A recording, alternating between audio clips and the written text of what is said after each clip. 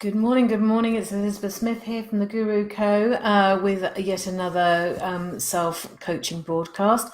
And today it's all about the language we use in our minds to set our success, to set our happiness, to set our life, on fire. So let's go for it. And a lot of it's been topped up with my weekend. So I'll just go through it. I mean, it's, we don't always need to know how to do something, and we're always struggling with that, aren't we? We're always thinking, actually, I need to do this and I need to do that, and I'd like my business to go somewhere, and I'd like my relationship to go to, and all the rest of it. We do all of this all in our minds, and it's all absolute chaos. But very rarely do we ever put one foot in front of the other, because our first stumbling block is, I don't know how. I don't know where to start. I don't know when the end of that thread is that I can actually start pulling at to actually make some momentum here. So I want to start, as we always should start, is with about the language we are using. It's the language we are having that internal dialogue with inside our own minds. And that's where our key is. It is the life force behind, it's behind everything. Because if you think about it, our lives are our perceptions. So we relate to it in that way. And it really does pinpoint our success, our happiness, and our fulfillment. And over the weekend, I said this, a lot of this was underpinned with my weekend. I went and picked up my grandson and my granddaughter. My grandson is 6 years old. And we got in the car and went, right, how is today going to be? What are we going to do on an adventure? And the first thing that came out of his mouth was a long stream of what he's not allowed to do and why he's not allowed to do it. And I thought that was really sad, because my head was about absolutely doing anything and everything and having a wild time. And he was absolutely not hemmed in, that sounds really bad, but he was absolutely, he wanted to get this out there for his safety reasons. And it's not about dismissing those, it's about accepting those. And then we went into this lovely conversation about, okay, so why don't we start thinking about all the things we can do, all the things we absolutely can get up to that are going to make us laugh and giggle. And it was that conversation that then set us off on the right tracks. But and this is where I want you to come from, and where I want to come from. So when we open our eyes, the last thing on this planet we need is all the things that we don't want to do today, or all the things that are going to be negative in our day, that will give us that sense of woof and dread. And it's really about that where I'm coming from. So whether your glass is half empty or whether your glass is half full, in actual fact, the way we're going from it is, it doesn't really matter. It's how long you're prepared to hold it for.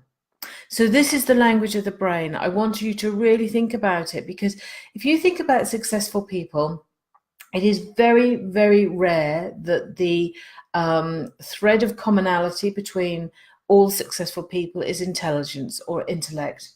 It'll be about the language in their brain and what they are prepared to put up with and what they're not prepared to put up with, and the relationship they have with their world. So as far as they're concerned, there is no ceiling on their world.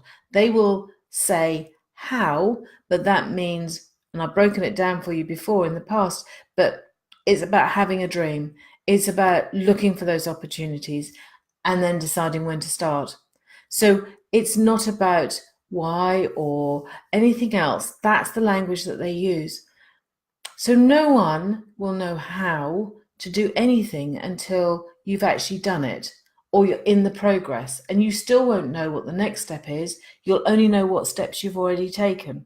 So believe me, until you get to where you need to be, you can't tell anyone how something is done until you've done it. And even when you've done it, is how you did it, not how they should do it. And that's the beauty and the richness in life. So never hold back. Always share how you did it, but the person who's receiving that and you're receiving that, now figure it out. You take your first steps, because if someone else has done it, you can absolutely do this.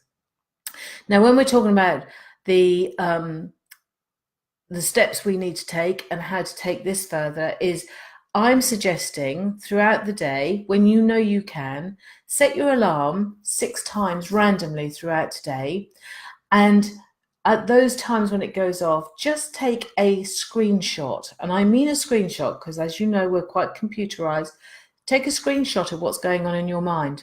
Note it. Do not judge it. Just note it down. What language you're using, what you're picturing, where you're at in that moment, and then carry on with your day. At the end of today, sit back, find yourself somewhere nice to sit with a glass of whatever it is you have, and just go over those things that you had in your day. And just ask yourself, is this the language of a happy person? Is this the language of someone who can motivate themselves? Is this the language of someone who is fulfilled? And if the answer is no, have a look at it from different angles. What language could you use instead? Now, I talked about in the entry of this is about paradigms. Paradigms is habits that we are so comfortable with. We absolutely build ourselves these paradigms, a network of beliefs, a network of habits that we consistently process and we will consistently get the same results from. So bust the bugger apart, actually find out which bits you can change. And it is literally about just putting a stick in the spoke of a wheel to stop it dead and actually put the paradigm into a different cycle. Start having a relationship with yourself. Anyway, I hope that's helpful. As always, please do share my videos, and thank you so much, everybody who's joined me. Oh, Maria, I can see you, and hello, Abby. Thank you so much for joining me, and I hope that is useful. Do share, as I say, and I'll be back on Wednesday. Goodbye for now.